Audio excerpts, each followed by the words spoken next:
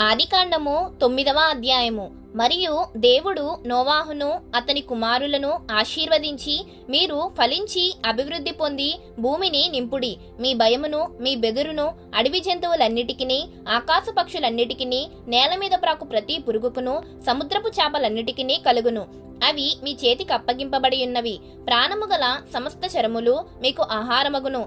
పచ్చని కూర మొక్కలు నిచ్చినట్లు వాటిని మీకిచ్చియున్నాను. అయినను మాంసమును దాని రక్తముతో మీరు తినకూడదు. రక్తమే దాని ప్రాణము. మరియు మీకు ప్రాణమైన మీ రక్తమును గూర్చి విచారణ చేయుదును. దాని గూర్చి ప్రతి జంతువును నరులను విచారణ చేయుదును. ప్రతి నరుని ప్రాణమును గూర్చి వాని సహోదరుని విచారణ చేయుదును. నరుని రక్తమును చిందించు వాని రక్తము నరుని వల్లనే చిందింపబడును. ఏలయనగా దేవుడు తన స్వరూపమందు నరుని చేసెను. మీరు ఫలించి అభివృద్ధి నొందుడి. మీరు భూమి మీద సమృద్ధిగా సంతానము కని విస్తరించుడని వారితో చెప్పెను.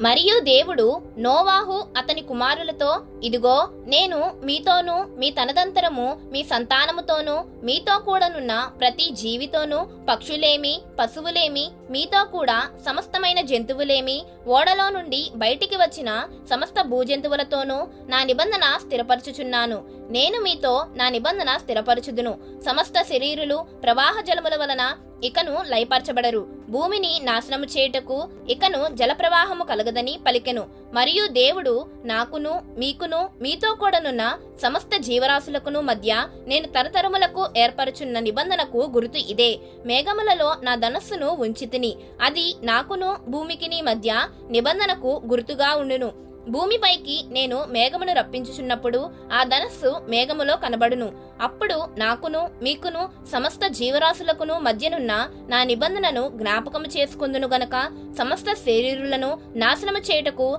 అలాగూ ప్రవాహముగా నీళ్లు రావు.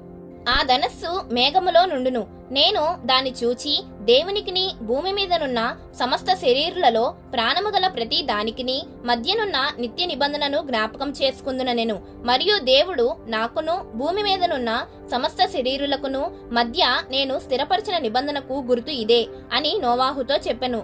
ఓడలో నుండి వచ్చిన నోవాహు కుమారులు షేము, హాము, యాపేతను వారు. హాము కనానుకు తండ్రి. ఈ ముగ్గురు నోవాహు కుమారులు. వీరి సంతానము భూమి అందంతటా వ్యాపించెను. నోవాహు వ్యవసాయము చేయనారంభించి ద్రాక్ష తోట వేసెను.